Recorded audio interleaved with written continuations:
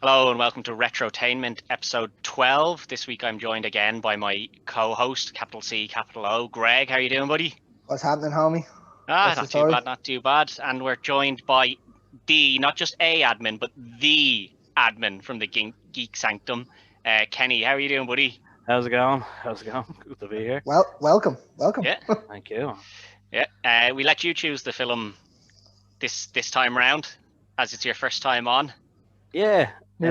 Newcomers get the new movies. Yeah, newcomers get the movie. Well, it was a tough choice because there's a lot of great films out there. Yeah. But I thought I'd go as controversial as possible. Brokeback Mountain. I tried that one, but yeah. Yeah. That was Ixnay. Too new. Too new, yeah. It wasn't old enough. Yeah, had to go back further. So we reached back into the 90s. The late 90s and pulled out a Kevin Smith classic of Dogma. Yeah. Top draw. Top draw. Like Kevin Smith, huge inspiration, like, you know. I mean, when I used to have the hair longer, like, it was just his double going around, like, you know, man. Please tell me you wore the overcoat. I had a green trench coat, yeah. Yes. Did you stand outside the shop? Well, it's sort of outside. Sometimes, yeah, probably, yeah. Down Central Bank a lot more than anything. I don't know where that is. But there's a centre beside that. That's all right. That's a centre there, yeah. I wasn't selling anything though. Like, just no, that's you know. Well, I don't think he ever sold anything. Yeah, it was all Jay. Yeah, I suppose. I don't think either of them ever sold anything, to be honest. He was literally most of just the silent partner, you know. If you think back to Jay and Silent Bob Strike Back, they sell stuff at the start of that. They do sell stuff. No, I mean, a small amount. I think they smoke more of it than they sell. In Dogma, he does say, like, you know, that he was selling, you know. He's going back to business. The whole reason why they moved to Illinois was to sell in this fictional town. John Hughes films. Yeah, it's great. But was it Boise? No. I can't think of the name of the place now. It's in Illinois. It's not real anyway. Yeah. But are they not in Wisconsin? In it? No. The Wisconsin is where they go. And Bartleby are. Yeah. Oh yeah. That's where they got sent to. Yeah. But Bethany is based in Illinois. Yeah. So the film starts with an old man getting beaten down by three ruffians. Ruffians. On their that's a top explanation. Yeah, three ruffians on their skates and their hockey sticks with a lot of buzzing around them. Bzz, bzz. Yeah, they're like these kind of minor demons. Yeah, obviously you don't know that at the time. Yeah, it's a strange start to a film because the film just starts and there's some guy, this old guy, standing outside on a pier with skee ball behind him, and then he just gets battered by these three young lads, and you're like, right, hang on, where's this film going? What's even happening here? You're thinking, then, like, if you watch this on a DVD, you think, is that disc broke and skipped back and forward here? Yeah. And you're kind of then he just doesn't get mentioned again, and you're like, wait, what was the point of that now? Yeah. And the thing is, like, you know, as it builds up throughout the film, you're just kind of going, like, you're always kind of going back to that original scene, going, okay, well, why they're in it again? I can get that, but what was with the old guy? Yeah, who was he? For so long. Is that just an introduction to the three lads being dickheads? Yeah. Well, the first time I watched it, that's what I thought. I was just like, it's just to introduce these guys as you know, hellraisers. Essentially, that's all they are. They're just out to cause trouble. And I was like, okay, I suppose you need a villain. Yeah, I suppose you need a bad guy in the film, so why not? But then we get introduced to the Buddy Christ. Best symbol ever. Has to be one of the best symbols I've ever seen. Like when he brings that out, you're just like, why did he think this was a good idea? I mean, I just think, I think originally when you just see George Carlin playing a bishop, I mean, what on earth? You know, you just kind of go, this guy who is the epitome of like anti-Catholicism. Yeah. In his stand-up, and suddenly he's playing a bishop, and like even down to the fact that he was wearing his wedding ring throughout the whole film. Yeah, he doesn't take it off. Yeah, he doesn't take it off. Well, in fairness, like his wife had passed away not long before starting the filming. Yeah, and he did. He was a big doubt to this, wasn't he? Yeah, like I mean, the thing is, like his wife passed away shortly before that, and like he had already agreed to play the role, and he just said, "Look, I'll do it, but I'm wearing my wedding ring," and they were kind of like, "Well, you know, I think a it's just bishop wearing a wedding ring might be a bit much." So they basically just put bandage around it. Yeah. It's just another way of them really slyly taking a shot at Catholicism as well. Well, that's it, like, you know what I mean? But I think, Yeah. like, I think a lot of people kind of read into this film as being just taking a shot at Catholicism constantly. Yeah, I think Whereas- it's a little bit different to that. It's deeper than that. because I think you know Smith is like I don't know his full kind of thing, but I always believed him to be somewhat Christian, like in his thoughts, like you know, and I think you know it was Christian upbringing that he was kind of obviously questioning certain things, and that's what kind of led to this. I know when he was in high school when he started making Clerks, not high school, in university, sorry, when he started making Clerks, this is when he originally started writing for this film, and he called it The God Project. Yeah. Not as good a name, to be honest. Not as good a name, no. He figured it was a little inappropriate, so he went with Dogma. Yeah. But I mean, like the story changed so much over the years. Like he originally wrote it in '94, the first draft for this film. Like, Clerks was 95, was it 94, 95? That's the first one. Yeah, like it was around then because he was writing this at the same time as he was making Clerks, like you know. Yeah, he made a lot of changes to this over the years. And then like they were gonna go and do Dogma because even at the end of Clerks, like when it comes up at the end, it says Jane Silent Bob will return in Dogma. Yeah. And the thing is, you do forget about that. I know that's the thing. And he was like, him and Scott Muser were basically saying, okay, you know, Dogma, we might need a big budget for this. Are we kind of being a bit ambitious for our second film? You know? Yeah, we'll save it. Chasing Amy was next, wasn't it? No, it was actually Mallrats. Oh, Mallrats, yeah. And then he jumped over to Universal Pictures to do Mallrats, and then he done Chasing Amy. Mallrats kind of flunked at the box office, but became a cult classic on video. A lot of Kevin Smith films were like that. I think if Kevin Smith was to release a film now, it would do very well in the box office because of it being Kevin Smith.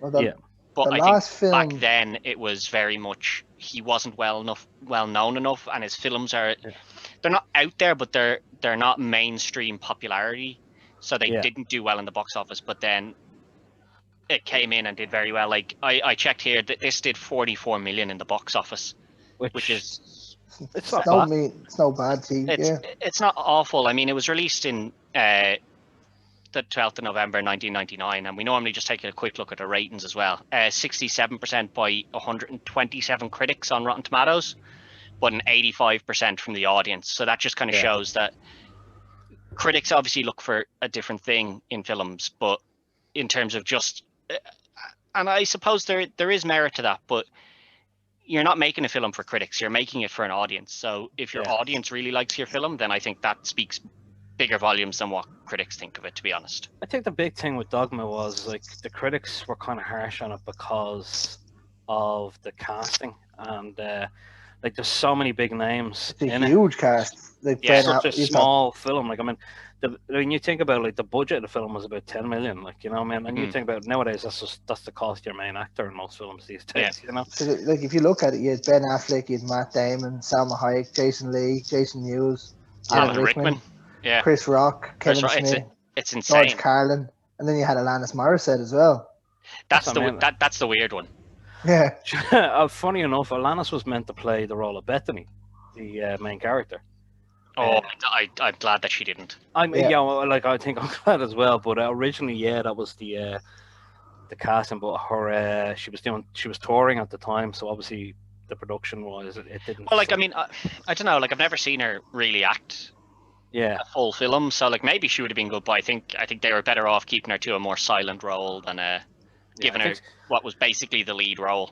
Well, Smith basically, like I think he was a big fan of Morissette, but even he said afterwards, like he was glad that Morissette played God, because he says even when you're standing around Morissette and she doesn't talk, he says she gives off this kind of vibe, like you know, she seems so in touch with the world and real kind of mellowed out and all, you know. So But we get introduced to the main plot line of the film where Loki and Bartleby are two exiled angels. One, Loki being the angel of death. Yeah. It's a strange one.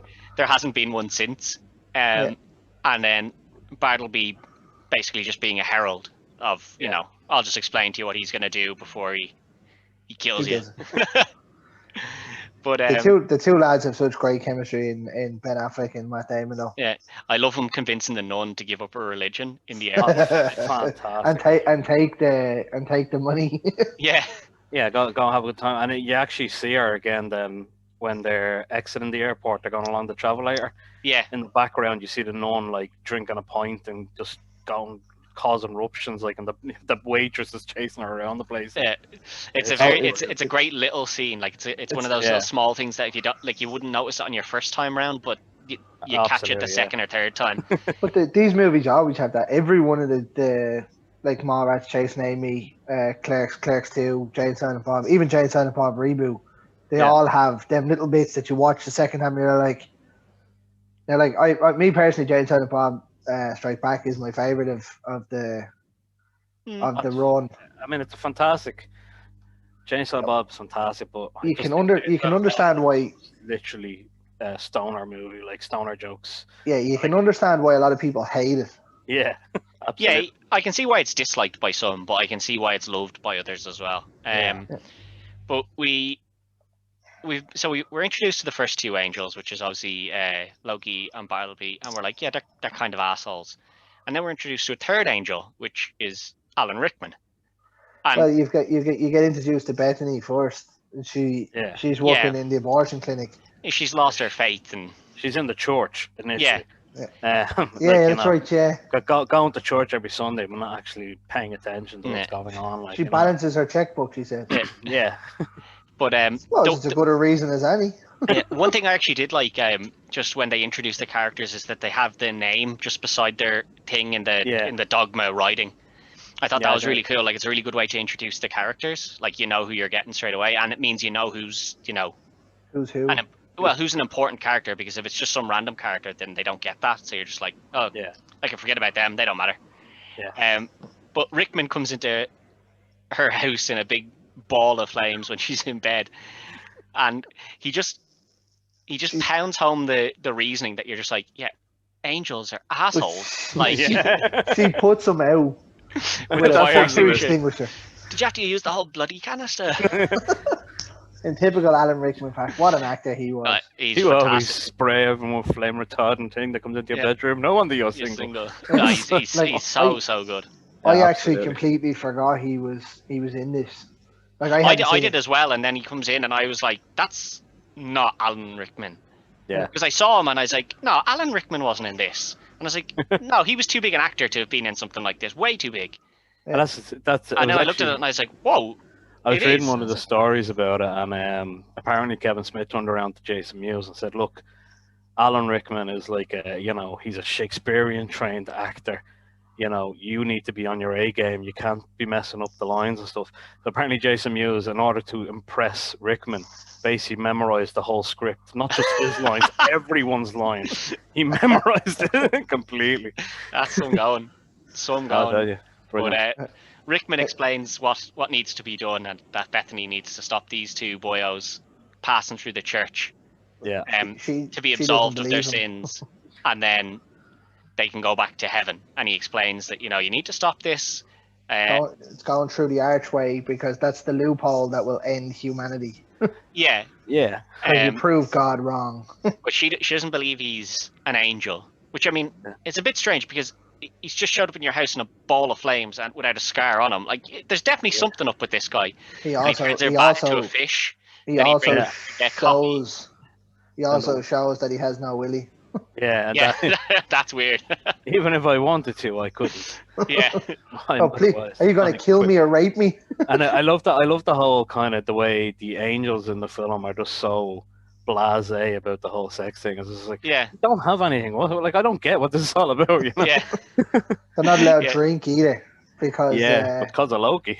Yeah, because of Loki and Bartleby. Yeah, because they got hammered and left them. Genius that was. Yeah. So he convinces her anyway and tells her that she'll meet two prophets. Yeah. One speaks a lot. One won't shut up, and the other one's the silent type. Yeah. And then she she kind of doesn't believe him, and she's just kind of like, I'm not gonna do that anyway. Wakes up and thinks it's all a dream. Yeah. She finds the maracas under the pillow. Yeah, but she goes to leave work the next day, and the goon squad show up again. Yeah. So obviously she's getting up in the middle of the night because it's dark out. No, she goes into work. This is her leaving work the next day. It's the next day, like. So they're about to attack her, and then she's saved by two unlikely heroes. Yeah, that fall from the sky, or you don't even see. They just jump in. Jay and Silent Bob. Yeah. They come in and they beat these lads down pretty easily. And I mean, they are kids, so like you can kind of understand why two grown adults are able to beat up these little kids, I suppose. And Jay comes out with, I don't care if they were kids. We kick their asses. We kick their asses. And then he's convinced, we saved you. Like you're gonna put out. You're gonna put out. Yeah. Jay is the epitome of like what is a white knight. He's the epitome of what is like purely not allowed on TV anymore. Yeah, that's the thing. Like, as a character, you're like, this isn't okay anymore. Yeah. But it's the fact that he's so not okay. Yeah. Like it's okay. It's clearly a parody of, it's not like he's gone past that line of where people are like, oh, that's a bit offensive. You're like, oh, it's not offensive because it's making fun of people like that. Exactly. Okay. Yeah. I think that's the best part about Jay's character, like, and he does it so well. It doesn't change in any of the movies either. No, that's it. He's that same kind of. I just want sex and smoke hash, and I'll say the most inappropriate things to anyone and everyone. It does not matter. Yeah. But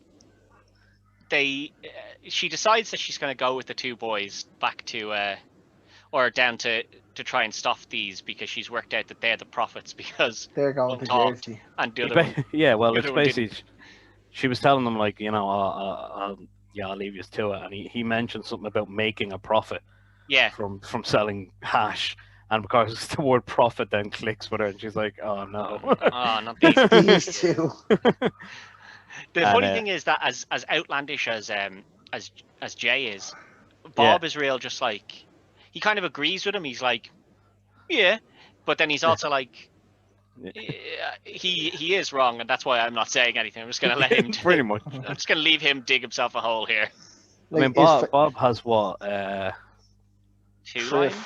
2 lines, 3 lines. 2 lines. There's about 4 words in the whole film. Yeah, 4 words with 2 lines. I think it's 2 lines. Yeah. It's literally no ticket and thank you.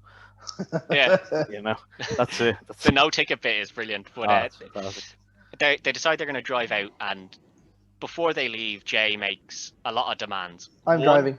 1, he gets to drive, and 2, that if they're 10 minutes away from the end of the world, that she'll have sex with them. And she agrees to that now. Yeah. She does agree. She says, "Yeah, if there's no way to save the world, in that highly unlikely situation, then I will." And that's enough to convince him he can drive. Yeah. Which, he was gone. Which he can't. He was just drive. like, "Oh, we're in a relationship now. That's it." Yeah. Like, But he was very, very clear about the fact that he was going first because he didn't want the sloppy seconds. Oh, no, I don't like sloppy seconds. Like, he was very clear about that. But to be fair, he makes that joke in at least 3 of the movies. Yeah. Yeah, well, it's a signature line, Greg. Yeah. Yeah. But they start driving, and he, of course, doesn't know how to drive. Clue out to drive. What gear I'd say, the thing is, he obviously knows how to drive, but I say he's never driven a manual car before. No, well, he says when they get out of the car after he's burned it out, What? She expected me to know how to drive? I've never driven a car before. And you're just like, then why did you insist upon it? He wrecks the gearbox. Wrecks the whole car. And this is enough for her to decide that she's going home. She's going to walk home, and that's it. You wouldn't have imagined they got too far anyway. No, well, he was doing like 110 in like first gear, so I can't imagine they got onto the whatever, motorway or whatever they were on. Probably 10 minutes down the road and it was gone. Yeah. But she decides she's going home. It's his facial expression though when he turns around and goes, gears? Yeah. And that's what sells it. what does Jay say? He says "You can't break up with us. We fell in love. I fell in love with you. No, we fell in love with you." And you still see Bob there, just kind of going. But then he says something about something falling out of the sky. Guys like us don't just fall out of the sky. Wow. And then it's like big titted women don't just fall out of the sky, you know. And he's looking up. No good. And we get introduced to Chris Rock's character, Rufus, the 13th apostle. And again, another funny fact. Apparently, originally Kevin Smith had Samuel L. Jackson to play. Man, that was perfect. It was only when he met Chris Rock and spoke to Chris Rock about it, and that he went, actually, Chris Rock's perfect for this role. Samuel L. would have been unreal. He would have said motherfucker so many times. Yeah. I love Samuel L., but I think Kevin Smith was probably right here. I don't know that Samuel L.'s character works to play Rufus the way that Chris Rock does. It'd be a different Rufus, I think. Absolutely. I think the biggest thing as well, like, I mean, you got to remember, like, Chris Rock is one of those, he courses a lot, but the way he does it in kind of a, you know, as part of a sentence, whereas Samuel Jackson just likes to say motherfucker a lot. Yeah. And it just seems like it would take away from, like, almost from Jay's character in a sense. I think I think Samuel Jackson's a bit too serious as well. Like Chris Rock has that kind of he has that dopey persona as well that fits in with the two boys. Whereas Samuel L. Jackson's a bit too, like, I would take Samuel L. Jackson a bit too seriously for him to do that role the way Chris Rock did it, you know? Well, Chris Rock was big at this time as well. Well, the stand-up boys, he would have been. He was kind of hitting. He was starting to hit the Hollywood scene, but comedy-wise, he was one of the biggest at the time. Stand-up, absolutely. His stand-up was absolutely brilliant. Yeah. But he comes down. He's obviously completely starkers, but he's not an angel. He's very clear about the fact that he's not an angel. Yeah. Yeah. And it's normally long Rufus, but you know, it's a bit cold out here. Yeah. Give me your coat. Dude, his junk's gonna touch your armor. It's grand. I'll tuck it back. I'll tuck it back as much as I can. But he tells her that he's the 13th apostle, and she's like, "There is no 13th apostle." And he's like, this is what I'm saying. Nobody believes me. He was trying to get the Bible rewritten. Yeah, and he's like, the thing is, "What? All the other apostles, white boys." And that's the thing, like, you know, I love the whole kind of with Rufus and the whole fact that he was like, Jesus was black. And, you know, when you think about it, it makes more sense that Jesus would have been darker skinned than... Yeah, well, I think it's been, pretty widely accepted now that he was darker. Yeah, he would have been darker, like... Yeah, like that's... You know, because, let's face it, it was, around the Middle East kind of area. Yeah. You know, it's definitely not going to be a pasty white. Not going to be a pasty white person, you know. Like, no, not Irish anyway. With a BG haircut. Yeah. But that's the thing. And I think what's great about it is the fact that, like, he kind of makes lines to this, and this is, as you say, this is once again like how it's before its time. Like, you think of the current, you know, situations going on politically now, and like, I'm not going to get into that, but. You know, it's basically bringing up a matter of kind of going how discriminatory it was of, you know, racial. Cut him out because he was, and he's like, yeah, I got stoned to death, and and they're like, oh, you were a martyr, and he was like, you could say that. I would say that people pelted me with rocks until I died. He also makes reference to Jesus having siblings as well, doesn't he? Yeah, he's like, later in the film. That's a bit later that he references that. But the next scene we see is Loki and Bartleby on the bus that's just ahead of these guys, and he's like, "This is brilliant." Yeah, I can still spot somebody who's committing a sin. No, you can't. Before this, now he was actually when they bought the gun. Oh, they bought the gun, yeah. And they're talking about like, we'll rain down blood. It doesn't really have a big flaming sword to it, but you know, this will be okay. I just love your man is behind the counter because it's your man from Clerks. Terrified. And he's just there like, what? Like, it's like when they get into the elevator and they're like, together. And when he gets into the elevator earlier in the film, when he gets into the elevator and he's like, yeah, let's go kill some people, and your one in the elevator gets like sick, and he's like, no, relax, not you. Not you.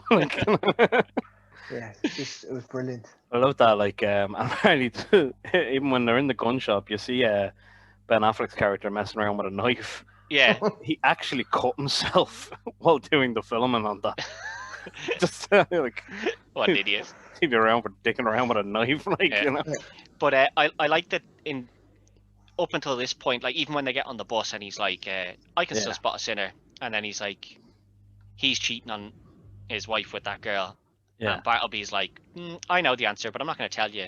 So he taps him on the shoulders. Are you married? And he's like, yeah, I'm married. What's it to you? And he goes back to kissing your one, and then he's like, To her? Yeah. to her, not that it's any of your fucking business, but no.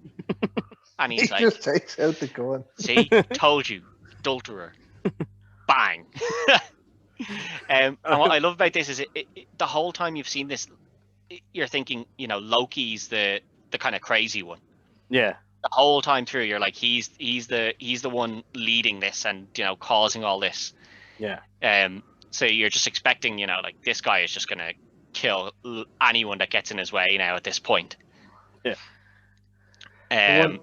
The one thing I can always think of when I see that scene, like watching it the other night, was Vinnie Jones and Snatch with the Desert Eagle .50. Yeah. That's what he's bought. Yeah, He Desert just takes Eagle it out. .50. Brilliant. But the next thing we see is the lads have they've gone to like a diner to just to get something to eat or whatever, and the movie burger. yeah, Jay They've and Silent reopened Bob. one of these, haven't they? Kevin Smith's opened up a pop-up one. Oh, has Yeah, he? the movie burgers, they've become an actual thing now. Yeah. Oh, It's been a piss take franchise. yeah. Well, But I like the sound of that. Didn't they open one? They opened up a pop-up one like that in Dundrum for the thing from Stranger Things as well, didn't they? That I time. think, yeah, that's right, yeah. Was Well, it the ice cream shop? Yeah, There's things like that just popping up. yeah. Um, Well, they know people. You'll make Comic a quick, culture, man, you'll make a quick book out of it and then shut it down. Absolutely. But they go in here, and then this is where Rufus explains about, you think Jesus was an only child, and she's like, yeah, well, Mary was a virgin, and he's like, when she had Jesus, she was a virgin. You think he stuck around all that time? Yeah. Genius it is. Genius.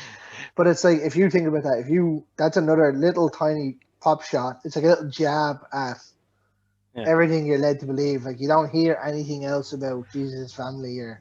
Yeah, and they make reference to this where you hear about Jesus as a boy, and then he's just... He's 33. He's just older and healing everyone, and he's like, where's that 18 years? They don't want you to know about them. Yeah, like that's when they're at the campfire part. That whole thing. Oh, it is. Yeah. Sorry. Here they're just a... You jumped ahead a little bit. Yeah, this is where he's saying how everyone in heaven watches people on Earth. Yeah, they just sit around watching especially people. in the shower. Oh, yeah. And then this is right, and then they're like, oh, well, he's telling something about you won. It's like, tell me something. And he's like, when you were 6 years old, you let your neighbor piss in your hair. Yeah. And didn't tell anybody. 6 weeks later, that kid died. You're like, Jesus Christ. But then... and then it goes to Jay. Jay, tell me something. Tell me something. You masturbate more than anybody in this entire world. I said something that not everybody knows. That's common knowledge, man. You think about men. You do when you're thinking about guys. Yeah. Like, not all the time. But obviously Jay can't. He can't have that. So they go into a I don't know. It's not really a strip. I don't know if it's a strip club. See, you'd think that, but then they're also out in the middle of nowhere. So why would there be one there? It's just a random strip joint. But they go in and they meet. Well, first of all, there's people on each side of the stage, I suppose. Jay and Silent Bob with $1. Yeah. And then the gang with the dollar off. $2. And then him with $3. It's like it's $6. It's Kevin Smith's face that when he gets the $1, he's like, and then the others bring out the 2, and he's like, yeah, it's his facials that really do it. And then obviously, they win with their $6. $6. It's no $3.50, lads. It's no $3.50. No $3.50. It's no $3.50. It's $6. And obviously Rufus then recognizes the stripper as Serendipity. because Rufus knows everybody. Yeah, who's a muse, but she's The technically, muse. yeah, she's technically an angel though. Well, she is like, I mean, like I think Alan Rickman's character mentions it like earlier. He was saying he's a seraphim, which is a choir of angels. Yeah. So I think muses were just another choir of angels. Like, you know, they were just a different level. Yeah. Obviously, but she said she went out on her own because she was sick of everyone taking her like, ideas. 11 out of the 12 top grossing films of all times were her ideas. Yeah. But not Home Alone. Not Home Alone. Apart from that one where the kid, apart from that one where the kid defends his home from the burglar, which is another John Hughes movie. Yeah, but which is brilliant. Like, the thing is that she mentions that, and then she says somebody sold their soul to the devil to get that one to the top. Yeah, I think that was a pop shot at John Hughes, like, because obviously John Hughes, like I say, John Hughes made Home Alone, and the fact that I say the whole story is that Kevin Smith's a huge John Hughes fan, like, you know, and, his character is meant to be like Bob is meant to be just obsessed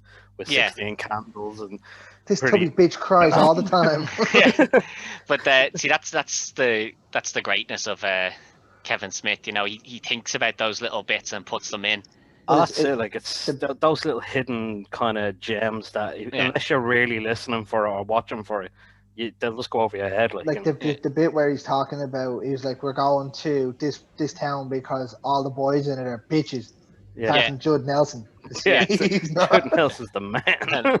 But we find out that she is an angel because she gives what the boys refer to as a free show.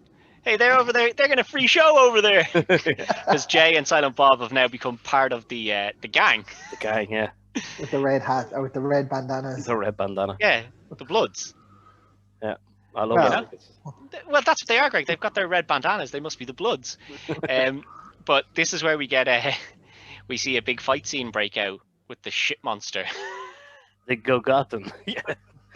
I love how they're like explaining it for a while. Where they keep calling it that, and then they're like, "It's a shit demon." Okay, you're like, okay.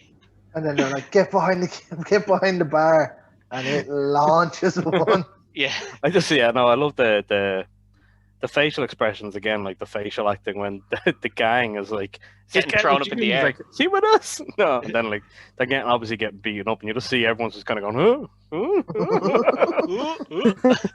But the thing is here, what happened to them? Because you can't actually see their bodies anymore. No, they're all piled off over in the corner. Piled all. If you actually when it cuts back to them, you see them all like covered in shit, lying on top of tables and all this. Yeah, must have cut out of the stream actually then. But no, the shit monster then comes to attack them behind the bar, and slowly. Serendipity is she's getting ready to make light a Molotov cocktail, and I mean, that is going to smell bad.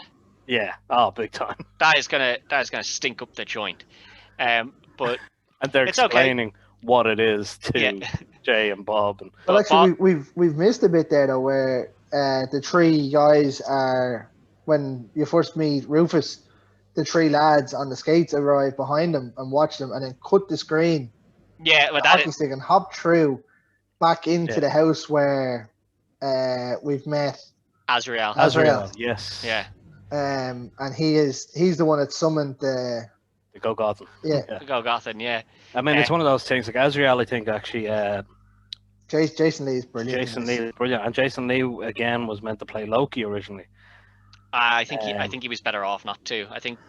Well, again, it was just Azrael very well. Scheduling issues apparently, and that's why he ended up playing a smaller role. And that's again, as good as he was in this, he's in Jane and Bob Strike Back as well. I see he's in a lot of them. Like he's brilliant in Chasing Amy. He's so good. He's fantastic. So good. Chasing Amy. I love Jason Lee though. Yeah, Jason Lee is fantastic. And like the funny thing is, like Azrael was one of like Loki. Obviously, is actually the Norse god Loki. Yeah.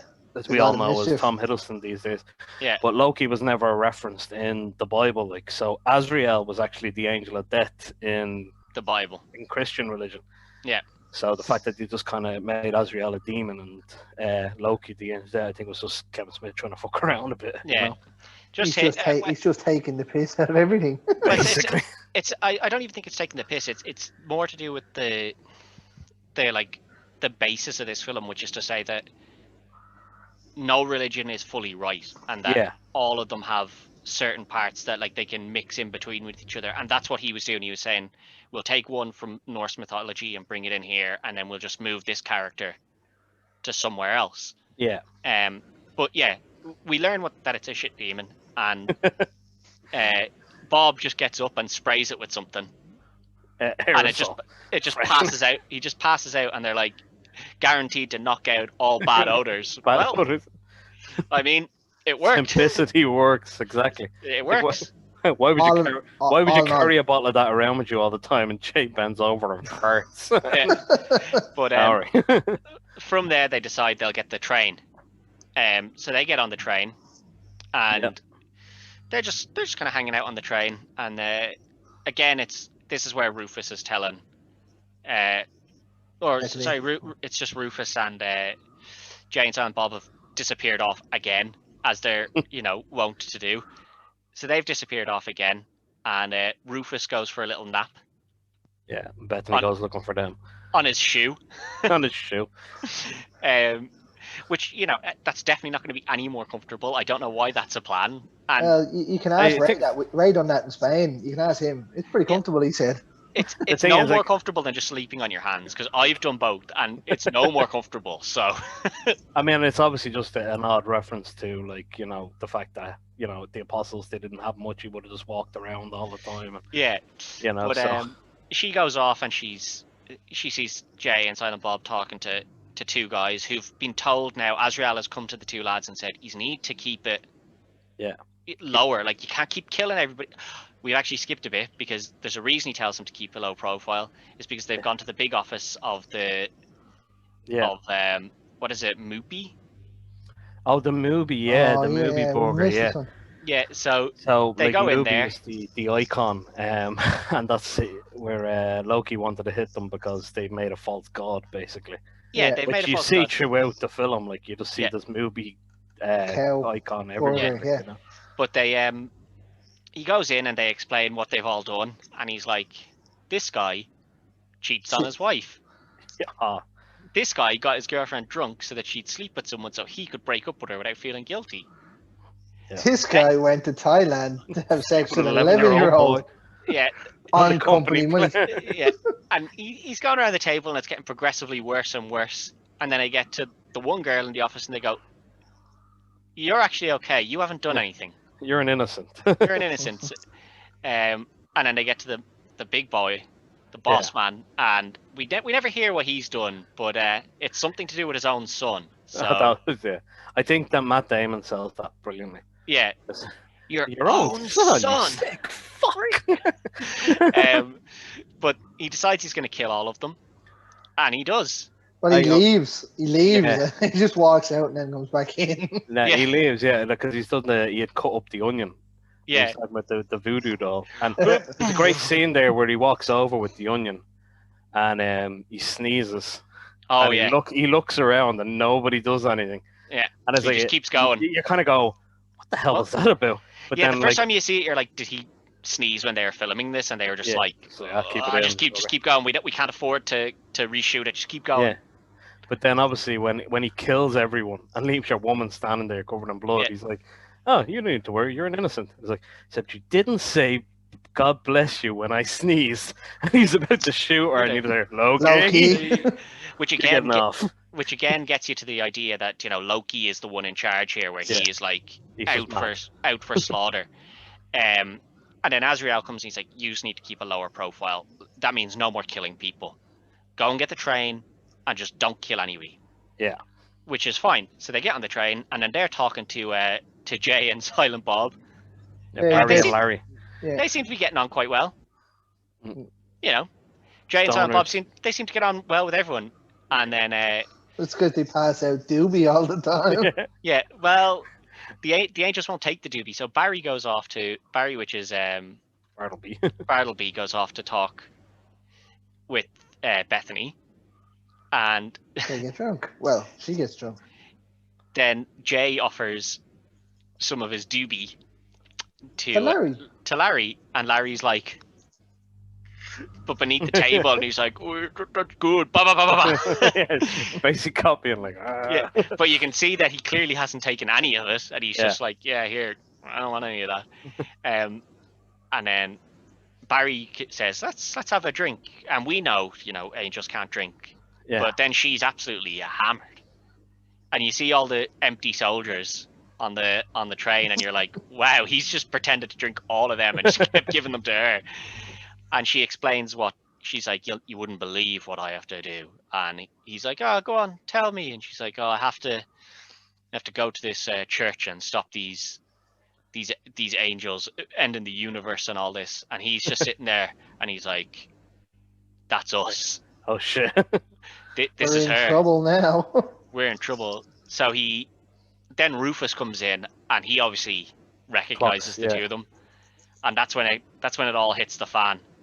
And he breaks a bottle, puts it to her neck, and Rufus is like, hey man, just leave it out, stop. Now the thing is that nobody else on the train reacts to this. No, that's it. You don't even see anybody else on the train though, really. They're all just kind of sitting there watching as a fight breaks out while Bartleby and Loki kind of get beaten up. Jay gets knocked out straight away. Going out the bray, like, I mean, these things happen all the time. It's grand. Jay gets sparked out pretty quick. Yeah. But then we see Silent Bob, and what Bob does. Yeah, he kicks ass, which only leads you to believe that. Do you know earlier when they beat up the three lads? It was probably just Bob. Jay took credit for that. Jay took all the credit for it, but after seeing this, you're like, that was probably all just Bob again. Yeah. And all you see in that first scene is a fist. Yeah, but Bob throws the two guys off the train. No, best line in the film. he throws them off. Yeah, he throws them both off, then closes the door, lights up a cigarette, and there's a guy just sitting there who's like, "Oh crap, am I going to get thrown off?" And he goes, "No ticket." No ticket. Just casually. As if that's his job, like, oh yeah, I was randomly talking to those guys, found out they had no ticket, so I threw them off. Yeah. I love the fact that, like, throughout the whole film he hasn't said two words, and it's just like, no ticket. No ticket. But then obviously they have to get off the train because you don't want to be where your enemy knows you are. Yeah. And that's when we get to the campfire where he's explaining about Jesus having like 12 brothers and sisters. Well, that's it, like, and in fairness, that's the kind of thought provocation I find the film is really good at, is that it makes you think, well, in fairness, it does kind of go from 12-year-old to 30-year-old, and what happens in all that time in between? Why did Joseph stick around if he wasn't, like, kind of get some, Yeah. Well, see, that's the thing. It needles at like Catholicism and the Bible and things like that. Yeah. But it never outright makes fun of it. No, it's kind of like, it's one of those things where it's like, we're basically thought-provoking the stuff that's missing. Yeah, there's a hole here, and we're just highlighting it to you. Make of it what you will, but we're not saying we're right. We're not saying we're wrong. It's just there it is, and you do what you want with that. It's like it's given there what he thinks happened or has somewhere appeared. Well, it's just like stuff he's heard or thought up, and he's like, "This is it. We're gonna do this." So they're around the campfire, and then we see Bartleby and Loki discussing what they're gonna do now. Yeah. And Loki has now learned that if they go through this with their plan, they end all existence, and he's like, "Whoa, that is not what I'm trying to do."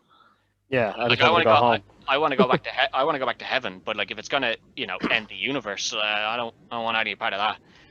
And then Bartleby goes on a big tirade, and he's like, "Man, you're sounding a lot like Lucifer here." Yeah, I heard a rant like this before. Yeah. What did you say?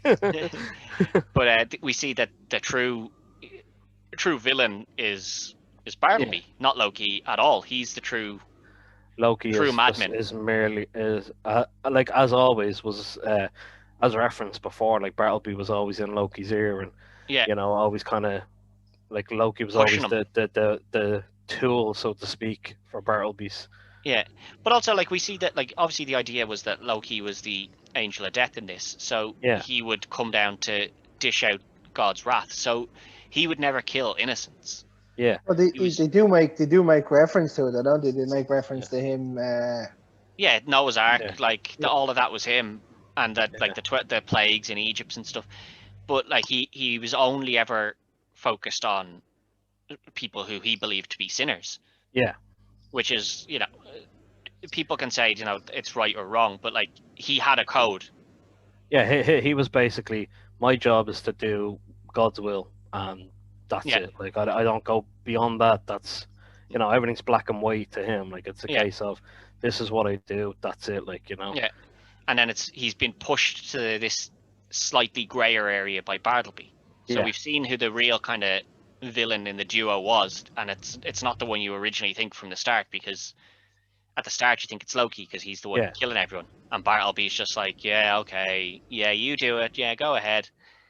It's another one of those classic, well, we're gonna do crime, but you done worse than I did, so I'll get away later. Yeah. But we see them making their way now. They're just gonna walk the rest of the way. Yep. And we see our heroes make it there, and they go and they have a chat with the cardinal. And he just kind of tells them. Before this is like Alan Rickman appears at campfire, and he's telling because Rufus had basically outed the fact that she was part of the bloodline. Is part of Jesus's bloodline. Your great grandniece or something. She's the last of the bloodline as well. The last scion, as it's called. Yeah. And that's it. Obviously Alan Rickman then turns up and kind of goes I didn't want to tell you this because I had to do the same thing for Jesus. Like he was, how do you think I felt telling a 12-year-old boy that he is basically the embodiment of God and this that, and the other, and I think it's a really good moment, kind of all while standing on the water. Almost, yes, nice, with a nice touch I find as well, and that's the thing is he's saying that, and obviously then she kind of realizes, okay, I have a job to do here, and then he's like, right, let's go somewhere better, and they end up in the big grand restaurant, fancy restaurant, and Jay's just there like, I think this shit's kicked in. I think the shit's finally kicked in. How did we get here? Then you find out that basically they haven't been able to find God, that God was a big skee ball fan who came down to Earth. And this is when it's in your head. You now know who he is. You're like, oh, so that's who it was. Yeah. But they've also planted the seed of doubt in your head because earlier you've been told that God isn't a man, it's a woman. Yeah. So you're kind of like, well, is it that guy? Maybe they just attacked that guy because they thought it was him and they were wrong. So you still haven't been given a definitive, it's definitely him. But he's actually mentioned at one point earlier, and it's when we first get introduced to Bethany in the church. And the minister says, oh, don't forget we need to pray for and send some money to this guy.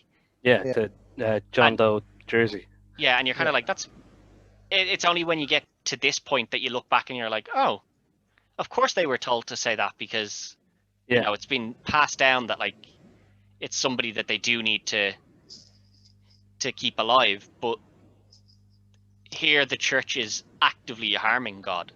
Yeah, because they don't realize that, obviously. By keeping him alive, they're allowing this Azrael's plan to continue on. Yeah. And we've learned that it is now actually all Azrael's plan, that he's sent them the information. We're about to learn that. Yeah, we're about to learn that after they take the putter from the cardinal. From the cardinal after he refuses to close the church. Close the church for the day. And they're in the pub and they've met back up with Serendipity. Yeah, Serendipity. Serenity. Different film. Great film. It is. It is a great film. I don't know why I've said that. But Serendipity, they meet back up with her and they're like, what are we going to do? We can't, there's nothing we can do to stop them, they're just going to walk through and that's going to be it. Yeah. And that's when we discover that Azrael was behind the entire thing, where he comes in and pins them up against the wall. Yeah. How do you make a holy bartender? Yeah. Oh, Matt, I just got it. Yeah. How do you make a holy bartender? He shoots the bartender to bits. And like 2 minutes Get it? later, Jay's like, "Oh, I get it." That's a great one. Holy bartender. He has them all kind of, held down, and they can't do anything. And we learn that the reason that he left is because when the war between God and Lucifer happened, he didn't pick a side, and then God was like, "Well, you didn't pick my side, so you can go with the rest of them. You weren't an ally, so therefore you were an enemy. Good luck." You can fuck off. So he gets sent down to hell, and he announces that I'm a demon. Yeah. And this is when we get the idea of how to beat him. The part of the when he's checking the current news. Yeah. And you actually see the news reporter at the time is screaming all about how Bartleby and Loki have basically started a rampage outside the church. Killing and again, everybody. It's another reference back to the usual crew, because the reporter is Brian O'Halloran, who's the other guy from Clerks. He keeps a tight-knit circle. He does. He keeps a very tight-knit circle there. Because even the bartender, I think, was Scott Mosier, who was the main producer of the film. All the lads. Yeah, basically, it's the same crew all the time. Keeps his mates there. He knows he can trust them. Absolutely. But yeah, we see him make reference to the fact that he's a demon now, and I'm a fucking demon. The real hero comes to the rescue again in Bob, where he hits him with the putter. Well, they say it's a putter. It looks more like a driver than a putter. It looks like a driver, in fairness. They keep referring to it as a putter, but it's definitely not a putter. It's a driver. Yeah. And he hits him with it, and it essentially kills him. Yeah. I'm a fucking demon. And then they kill the three boyos in the holy water. Yeah, because she's blessed it, and she's a descendant of God. Yeah. Bless the water. Yeah. But I just love you hit a demon with an instrument of God. Silent Bob's an instrument of God. No, the putter. Of course that bishop blessed, or of course he blessed his goddamn putter. Yeah. But so they get away from that, and then they're like, right, time to get down to the church and sort all this out. Yeah. So they get there, and they see that Bartleby's flying around and dropping people from the sky. They arrive just in time for the cardinal to be dropped headless. Yeah, right from the sky. Yeah. And Loki is there with his wings cut off, and he's steaming drunk. Yeah. So that means that he's definitely no longer an angel. He's human now. Yeah. He's now human, which means because once you cut off your wings, you're human. Yeah. But one of the things about being human means that he now feels remorse. Yeah, he has a conscience always. He has a conscience, so now he feels bad for all of the things that he has done. So he kind of wants to put a stop to it, but Bartleby has kept his wings because he realizes that once he cuts them off, he's going to have the same problem, so he needs to cut them off at the very last minute. Yeah. But now they've realized, wait, the two boys have been blessed, so their sins are forgiven. Yeah. So once they pass through that arch, that's it. So they're like, we can't kill them now, because if we kill them, they go to heaven. Yeah, they can't kill themselves. They can't kill themselves, but we can't kill them. Sin. Yeah, so we can't kill them. So they're kind of stuck. And Jay realizes, well, that's the end of it. There's no way out. No way out. So he grabs her and runs off behind some crates or a car or something. Yeah. And she's... No, it looks like the sound speakers for the... Oh, is that... Yeah, it could be that, all right. Because there's a control panel on it. Yeah, it could be that, all right. But he pulls out a Johnny. He's there getting himself ready for like... Yeah, and she's sitting there and she's like... It started to click in her head about the skee ball. Yeah. And the jersey.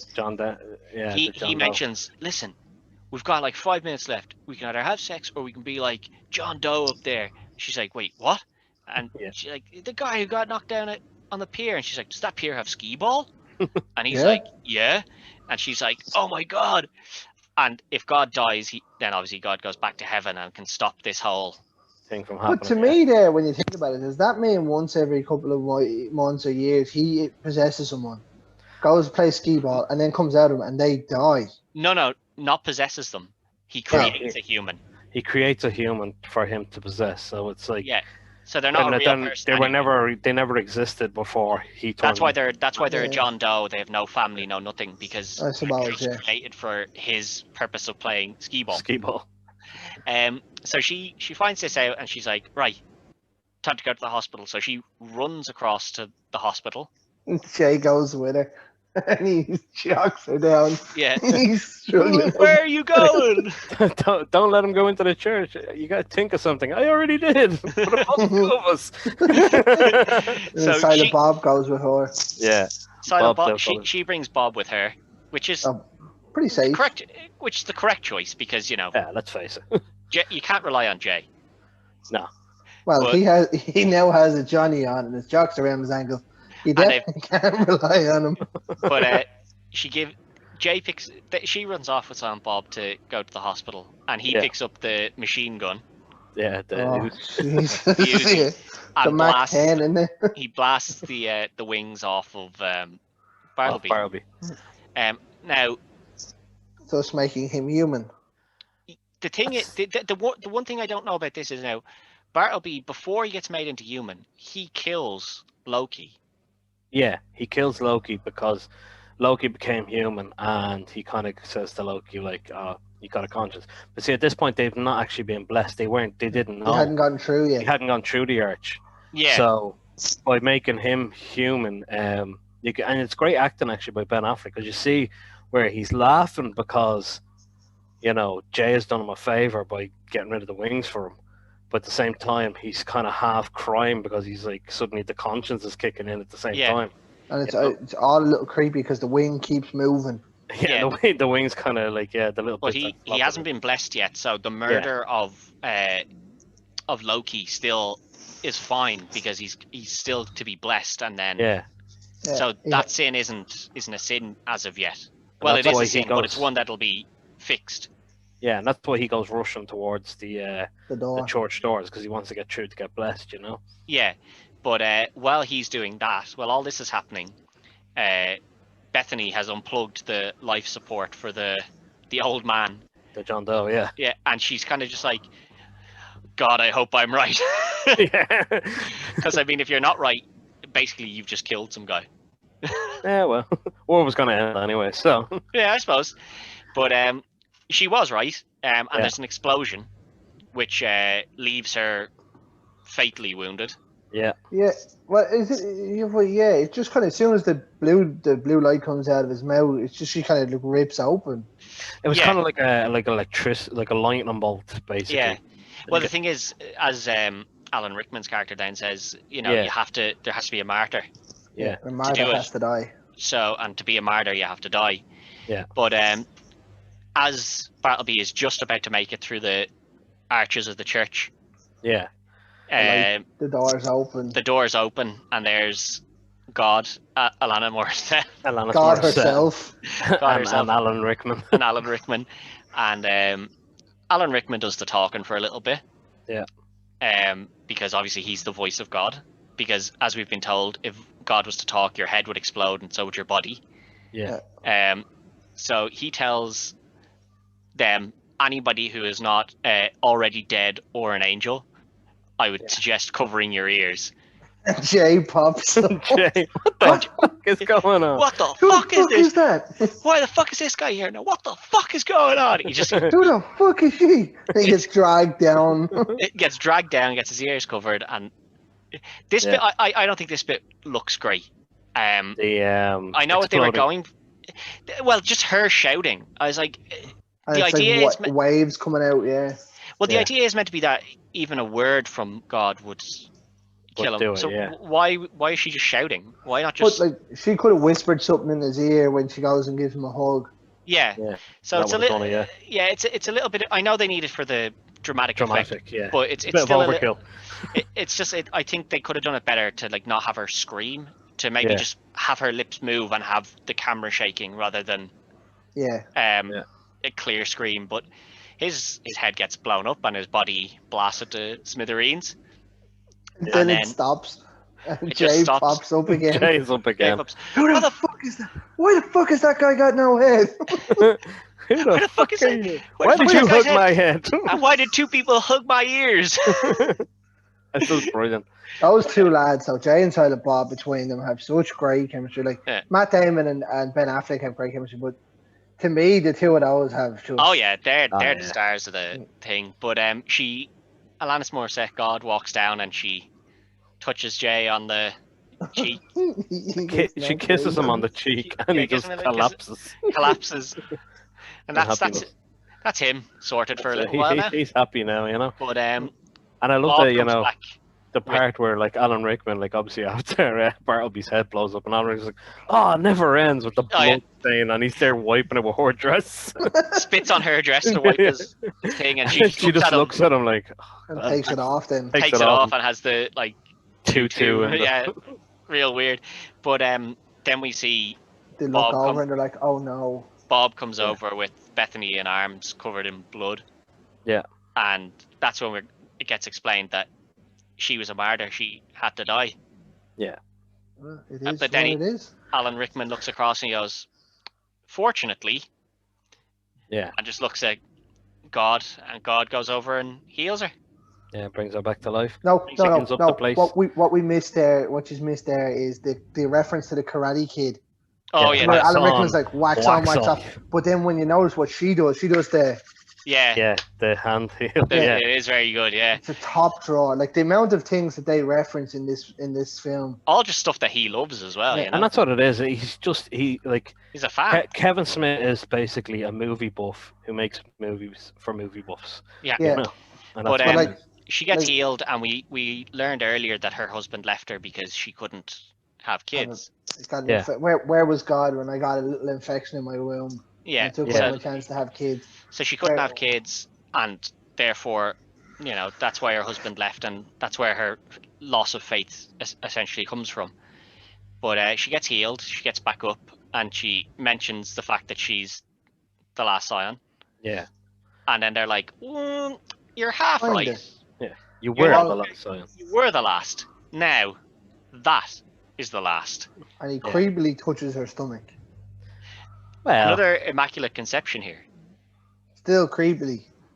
No, but the point is that the whole Christian religion kind of starts from the idea of the immaculate conception, which is what happens here. So they've kind of rounded it out. Yeah. All in all, whilst Alanis Morissette is doing cartwheels against the tree or handstands against the tree. Yeah, why not? Yeah. But I love that it shows the kind of innocence of God in that it's like, if God was human, it's just kind of just loves everything. Have you noticed though? What I found there is like the whole movie is pretty much like it's not bashing Christianity or whatnot, but it's taking the piss out of it. And then at the end, it just shows that everything can be forgiven because he makes God look like a legend. Yeah. It's just literally a round circle of going bad, good. But after this, they're all gone back to heaven, and this is where we get Kevin Smith's I'll put in a word with Jesus for you. Yeah. If you mind your language, I'll put in a good word for you. Like, thanks. That's it. That's him done. That's all he had to say about that. But he brings them back, and he's like, Rufus is like, now you're gonna work on fixing up that Bible, We'll see. Put the man in it, and he's like, yeah, we'll see. Yeah, we'll see. But when he's saying goodbye to Bethany, he brings up a point where he's like, faith isn't what people shouldn't have, a belief, because a belief can't change. Yeah. You either believe something or you don't. So you shouldn't have a belief, but what you should have is an idea. Yeah. And he's like, he asks her, do you have a... Are you a believer now? Yeah. Are you a believer? And she said, no, but I have an idea. Yeah. Which is, again, a play on, the fact that all the different religions have different beliefs and they're stuck to them. Whereas they all have the same core concept and idea, which is, basically don't be shitty to people. Yeah, and that's what the whole point of the film was. That's what the whole film is. Yeah, none of them are right. Moral. Yeah. And they mention it, like they say it, like none are entirely right, but they've all got the right concept, but they're all trying to, be the correct one. And that's the fallacy of humans, that we want to believe that we're correct. And again, it's belief. Your belief has to be right. Yeah, but again, it's belief rather than ideals. Yeah, it's basically you know, it just comes back to the whole fact that, you know, the way that he's trying to point out is the fact that everyone thinks they're the right thing, but at the end of the day, you're all right if you all just kind of forget about, you know, trying to be the proper one and actually just realize you're all the same fucking thing, you know? Yeah. Yeah. But it ends with them basically, you know, they all go back to heaven. Jay wakes up. Where'd that chick go? Is it terrible that I got half a sandwich? Yeah. It's like, oh, come on, dude. It's God, like, you know. But yeah, no. I love how he does not let that joke go. No, the he whole way just through. Well, the whole thing let is up like like that's who he is. Like he doesn't think he's doing anything wrong. Like he fully believes like, oh yeah, this is fine. Like the way I'm talking is perfectly normal, acceptable. Yeah. Yeah, like this is how an acceptable human being speaks. But yeah, the film ends, and as I said, like before, I'm a little bit surprised that this film was allowed to be made because of how it doesn't bash religion, but it kind of pokes holes at it a little bit. Yeah. And I know it's at the end of the 90s, so it kind of got it. It kind of got in there. Like it did have a lot of controversy at the time, like the Catholic League, which is obviously this kind of religious group in America, and they basically had a huge issue with it before it came out, and it did delay the release date by a couple of months. Yeah. And well, you could see that coming though. Like there was no way this was getting out of first go.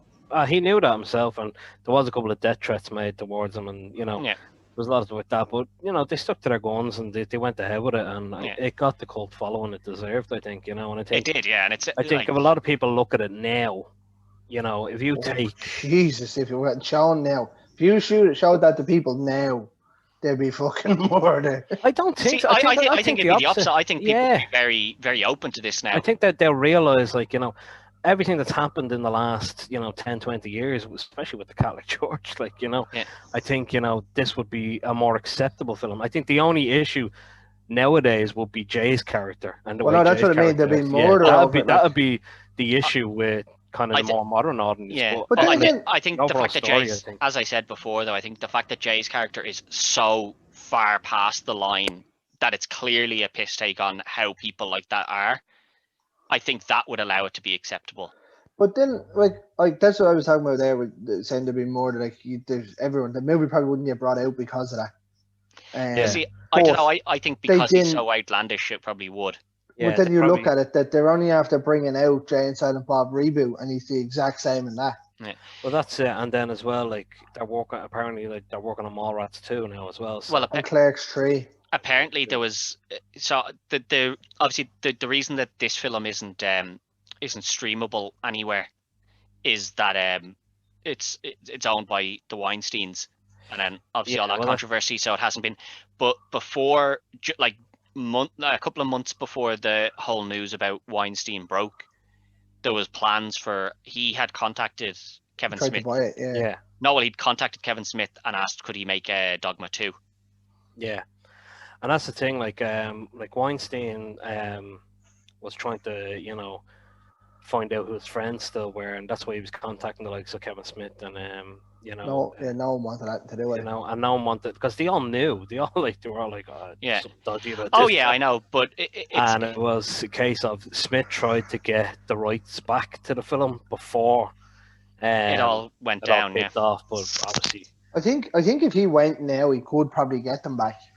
I say he would, but it's you know, there's so much, like, you know, like Weinstein, like obviously with Weinstein still alive, it's a case of like you know, his solicitors are gonna just fight everything, you know, because. But like I was like when you sent us the list and we agreed on this, me and Ted were like, "Have you got it? Have you got it?" Yeah. Tried to find streams, I couldn't find it anywhere. So I eventually found the stream. I don't know if you used it, Ted. No, I found it somewhere else. But like, yeah, it's not on any, like I'm subscribed to, you know, the likes of Now TV, Netflix, Disney, all them. Like I have loads of them. Same. And it's just not on any of them. Well, I actually found it on YouTube. Oh, you watched the one with the flames in the back, did you?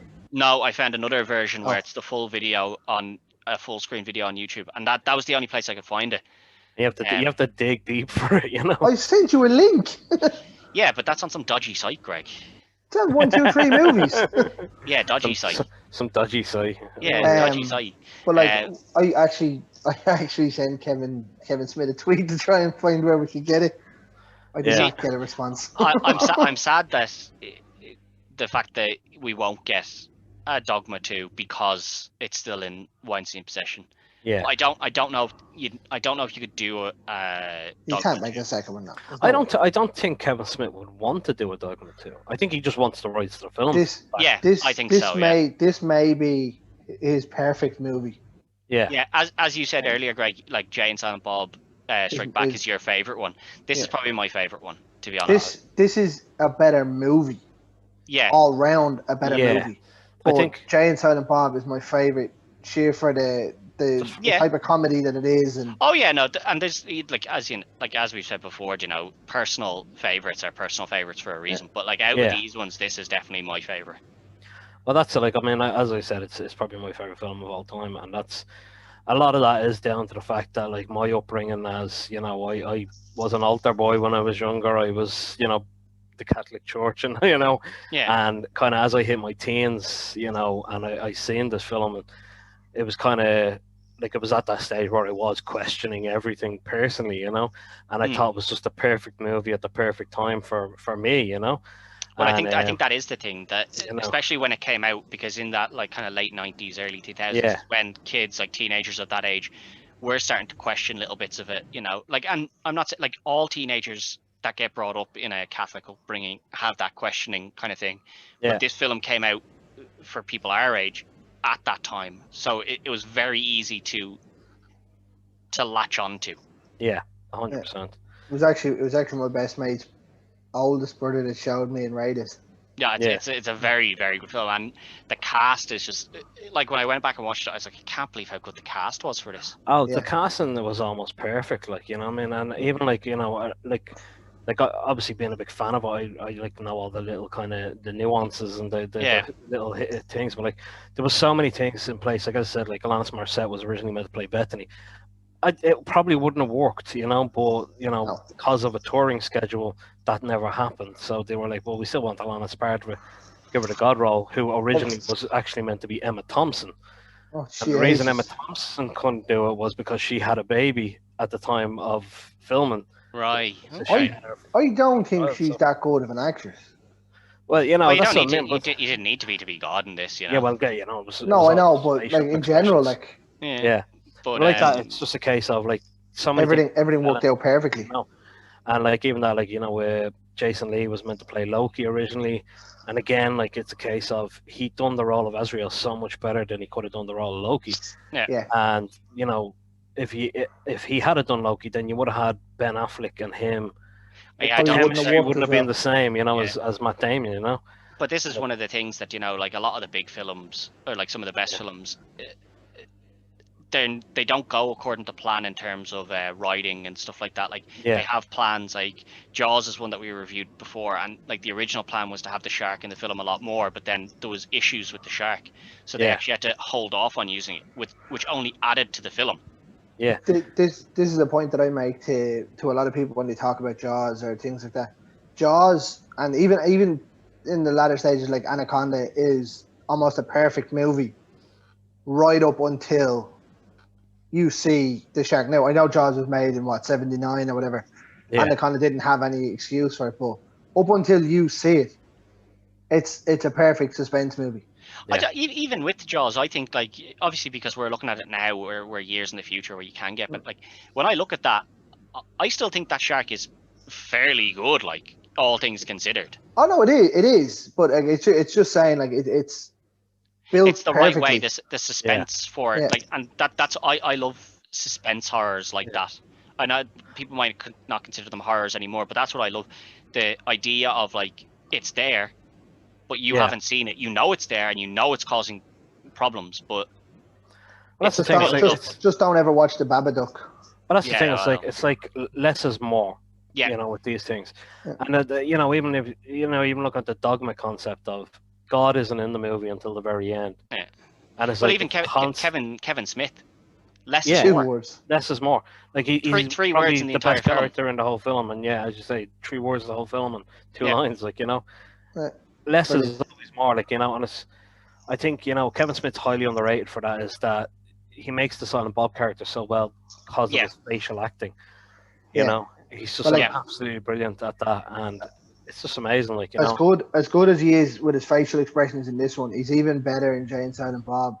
Oh Again, yeah, like it's just it's the way he is, and he, although him and even in this film, him and Jay are kind of the main act.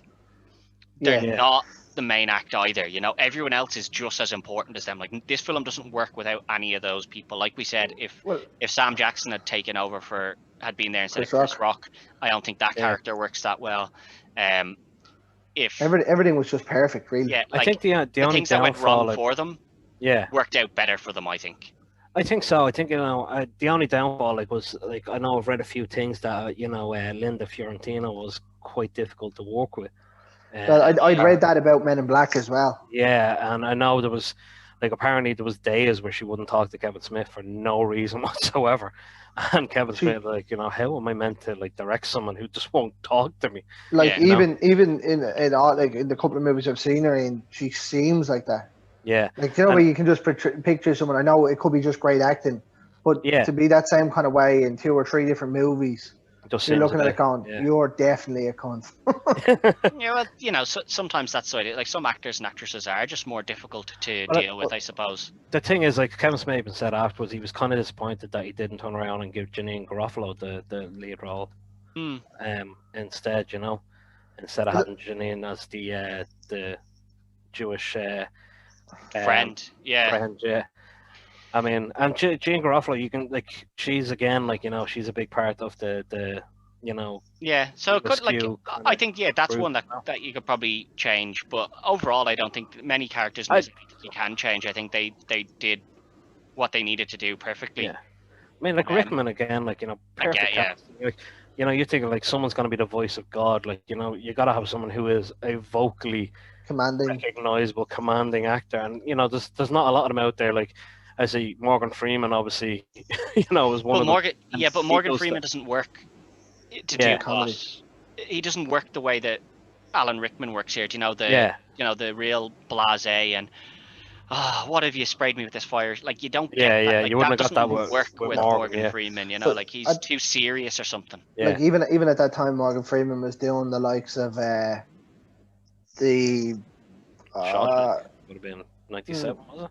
Was it Shawshank 97? But he's done the 2 cop ones. What is it? The Spiders.